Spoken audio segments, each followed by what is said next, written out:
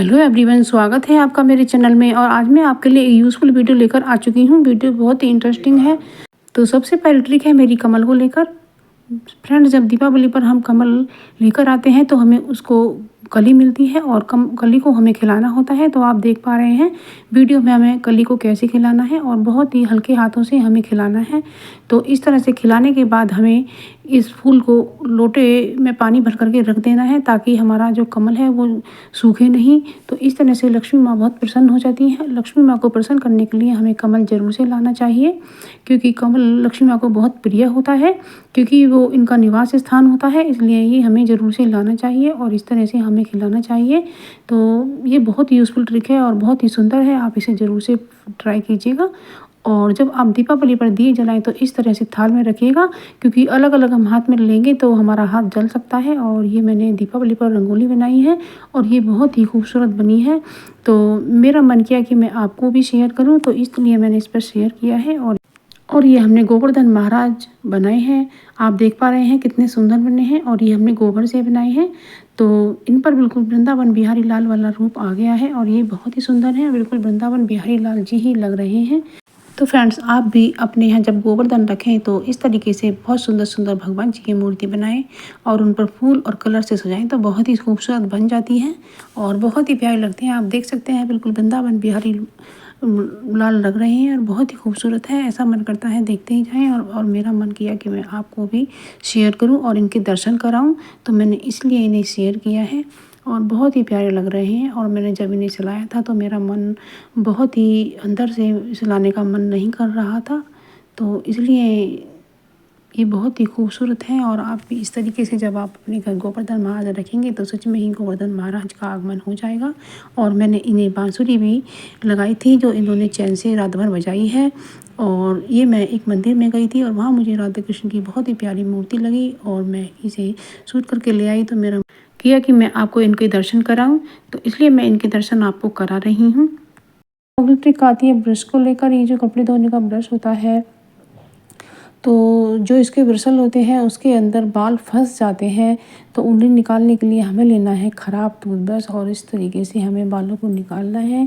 तो आप देख पा रहे हैं कितने सारे बाल इसमें निकल कर आए हैं। तो इस तरीके से हमें ब्रश को साफ करना है। तो इसमें काफ़ी सारे बाल फंस ही जाते हैं, तो हमें ख़राब टूथब्रश को फेंकना बिल्कुल भी नहीं है। तो इस तरीके से इसका यूज़ हमें करना है और इस तरीके से हम कपड़े धोने के ब्रश को भी साफ़ कर सकते हैं। वैसे तो टूथब्रश का बहुत इस्तेमाल है, जो बाथरूम की टैप होती है उसे भी इसे साफ़ किया जा सकता है। और काफ़ी सारे यूज़ हम इस टूथब्रश से लेते हैं, इसे बिल्कुल भी फेंकना नहीं चाहिए। बहुत यूज़फुल ट्रिक है, आपको ज़रूर पसंद आई होगी। सबसे पहली टिप है हमारी साड़ी को लेकर। साड़ी होती है या कोई भी हमारा नया कपड़ा होता है, तो क्या होता है हम जब इस तरीके से ब्रश से उन्हें धोते हैं तो उनके जो तार होते हैं वो ब्रश के साथ खिंचकर चले आते हैं और हमारा कपड़ा ख़राब हो जाता है। तो हमें ऐसा क्या करना चाहिए जिससे हम कपड़ा भी धो पाएँ और हमारा कपड़ा ख़राब भी ना हो, तो ना ही इसकी नग वगैरह निकले। तो हमें क्या करना होगा, तो हमें लेना है अपना कपड़े धोने का ब्रश और उस ब्रश को हमें इस तरीके से जब हम कपड़े पर लगाते हैं तो हमारे कपड़े के जो तार होते हैं ब्रश खींच लेता है। तो इसके नुकीलेपन को कम करने के लिए हमें करना है एक छोटा सा उपाय। तो फ्रेंड्स, जब हम रात को खाना बनाते हैं तो तवा हमारा कुछ गर्म रह जाता है, तो उस पर हमें कपड़े धोने का जो ब्रश है उसे हल्का सा इस पर घुमा देना है। तो इस तरीके से जो इसकी गर्माहट है उससे ही हमारे ब्रश के जो दांते हैं, तार है, वो थोड़े से नुकीलापन इनका कम हो जाएगा। तो इससे हमारे जो कपड़े हैं कीमती, उनके जो तार हैं उन्हें ये बिल्कुल भी खींच नहीं पाएगा और हमारे कपड़े भी सुरक्षित रहेंगे और तो हम उसे धो भी पाएंगे। पहली टिप है हमारे दिए को लेकर। फ्रेंड्स, जब हम लंबी बत्ती बनाते हैं तो हमारा दिया काला हो जाता है। तो हम ऐसा क्या करें जो हमारा दिया काला ना पड़े। तो जब हम पीतल के दिए में दीपक जलाते हैं तो वो तो हमें मांझना भी बहुत ही मुश्किल हो जाता है। तो ऐसा हम क्या करें जिससे हमें ये सब परेशानियों का सामना ना करना पड़े और हमें मेहनत ना करनी पड़ी। तो सबसे पहले तो हम दिए को रख लेते हैं अपनी एक प्लेट में और अब हम कॉटन ले लेते हैं और इसकी हम बाती बनाएंगे। और बाती हमें लंबी बनानी है। तो लंबी बाती हमने बना करके दिए में लगाई है और इसमें अब हम थोड़ा सरसों का तेल डालेंगे। आप मेरे चैनल पर नए हैं तो मेरे चैनल को सब्सक्राइब कीजिएगा और मेरी वीडियो पसंद आने पर उसे लाइक शेयर कमेंट कीजिएगा। आप मेरी वीडियो दुनिया के किस शहर से देख रहे हैं या फिर कंट्री से देख रहे हैं तो ये मुझे कमेंट सेक्शन में ज़रूर से बताइएगा, तो मुझे पढ़ कर के बहुत खुशी होगी। तो हमने दिए में सरसों का तेल डाल लिया है। आप देख सकते हैं कि जब हम बाती को इस तरीके से लगाते हैं तो हमारा दिया काला पड़ने का चांस रहता है और काला पड़ ही जाता है। तो हमें एक ऐसी ट्रिक लगानी है जिससे हमारा दिया काला ना पड़े। तो हमें लेना है एक सेफ्टी पिन और सेफ्टी पिन को लेकर के हमें खोल लेना है और खोल करके इसे हमें थोड़ा सा इसे इस तरह से हमें खोलना है और इसे इस तरीके से कर लेना है। और बस जो ये बाती है उसे हमें इसके बीच वाले पार्ट में डाल देना है। तो बस इस तरीके से हमें लगाना है। तो आप देख सकते हैं कि जो बाती है हमारी वो बीच में खड़ी हो गई है। तो इस तरीके से जो हमारा दिया है वो काला बिल्कुल भी नहीं पड़ेगा और ये बाती खड़ी बाती की तरह ही जलेगी। तो इस तरीके से आपका दिया साफ़ सुथरा रहेगा। तो आप मिट्टी के दिए को भी बार बार यूज़ कर सकते हैं क्योंकि काला नहीं होगा और आप पीतल के दिए को भी मांजने की मेहनत हमें नहीं करनी पड़ेगी, यानी कि उसे रगड़ना या घिसना नहीं पड़ेगा। तो ये बहुत यूज़फुल सी ट्रिक आपको ज़रूर पसंद आई होगी। तो सबसे पहली ट्रिक है मेरी ये खाली बॉटल को लेकर। तो मैं इसको एक ऑर्गेनाइज़र बना रही हूँ। तो मैंने सबसे पहले इसे चाकू से कट किया है गरम करने के बाद में, और अब मैं इसे सीजर से कट कर रही हूँ।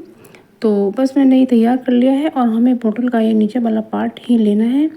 तो इसमें मैंने डाला है नमक और अब मैं इसके अंदर खाने वाला सोडा ऐड कर रही हूँ जो घर में हमेशा रहता है।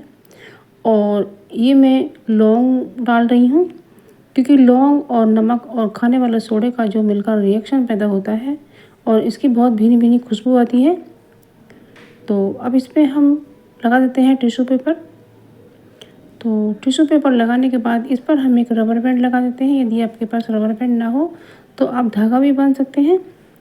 तो मैंने इस पर एक रबर बैंड लगा दिया है और बस इसमें हम एक पेंसिल की सहायता से इसमें होल बना देते हैं।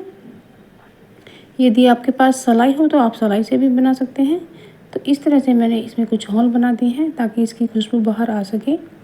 तो बस इसे हमें कुछ ऐसे स्थान पर रख देना है जहाँ पर बैड स्मेल आती हो या आपके बच्चे जहाँ बैठकर पढ़ाई करते हो या सोते हो, क्योंकि इसकी जो खुशबू बनती है वो मक्खी और मच्छर को बिल्कुल भी पसंद नहीं होती है और वो बाहर भाग जाते हैं। तो इससे बच्चों को बहुत आराम मिलता है और इसकी बैड स्मेल भी चली जाती है। दिए की बत्तियां होती हैं तो इनका हम क्या करें, तो एक हमें बड़ा दिया लेना है और सभी बत्तियों को निकालने के बाद उस दिए में हमें इन्हें एकत्रित कर देना है और फिर इन बातियों को भी हमें फेंकना बिल्कुल भी नहीं है और ये भी बहुत ही यूज़फुल हो सकती हैं। तो फ्रेंड्स ये जो हमारे पुराने दिए हैं इन्हें हम कुछ इस तरह का बनाएंगे कि जो हम इन्हें दोबारा से यूज कर सकें और इनके बहुत ही अच्छे अच्छे आइडियाज़ लेकर आई हूँ। तो सबसे पहले तो हम सारी इनकी बत्तियों को निकाल कर एक बड़े दिए में रख लेते हैं। तो इस तरह से ये जो सारी बत्तियां हैं इसमें रखने के बाद इस तरह से दिए को फेंके बिल्कुल भी नहीं, ये भी बहुत काम आएगा और इसका यूज मैं अगली वीडियो में दिखाऊंगी।